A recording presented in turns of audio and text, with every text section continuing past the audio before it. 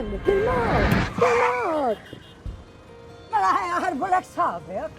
Xena fit-Tizja, iżda mhux darba u tnejn li persuna tkun se tispiċċa f'qiegħ ta' sodda jew id-dinja l-oħra għax ix-xufier ma jaħsibx darbtejn biex juża l-mowbajl waqt is-sewqan. Kien għalhekk li fost oħrajn tnieda kodiċi ġdid tat-toroq Maltin, dokument komprensiv u aġġornat li jirrifletti realtajiet moderni tal-mobilità f'Malta u maħsub biex jigwida lil kull min juża triq. Kemm jekk sewwieqa, persuni mexjin, ċeklisti u sewwieqa ta' moturi. Il-Kap Eżekuttiv ta' Transport Malta Kirt Farrugia qal li fl-isfond ta' mobilità li dejjem qed tevolvi Transport Malta ħasset tiġa li timmodernizza l-linji gwidi favoriżja s-sigurtà fit-toroq. Ħankunu qegħdin naraw li ndaħlu affarijiet li huma iktar speċifiċi bħal kif tuża l-pedelec li kick scooter, kif ġib ruħek meta tara xi ħadd with a powered wheelchair fit-triq.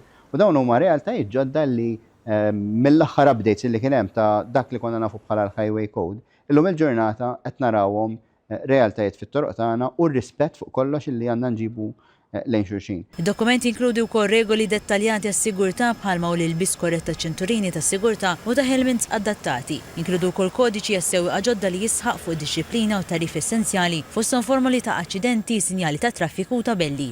Fit-tnedija tal-kodiċi ġdid il-Ministru tat-Trasport Chris Bonet nieda l-kampanja edukattiva Aħsibha darbtejn li flimkien ma' oħra mirata għat-tfal għandha lan li tħeġġeġ lil kull min juża t-toroq biex jaħsibha darbtejn qabel jieħdu deċiżjoni li taf tiswa ħajja ta' persuna. Jekk nuru dak ir-rispett lejn xulxin, l-inċidenti jonqsu, l-imwiet jonqsu, u nkun nistgħu nużaw it-toroq tagħna aħjar, anke traffiku jonqos. Fisser il-kodiċi ġdid bħala pass importanti lejn toroq aktar siguri u aċċessibbli għal kulħadd u temm jisħaq li l-valur tal-ħajja u s-sens ta' sigurtà fit-toroq jibqgħu kostanti anke jekk il-mezzi tat-trasport jinbidlu jevolvu ma' żminijiet.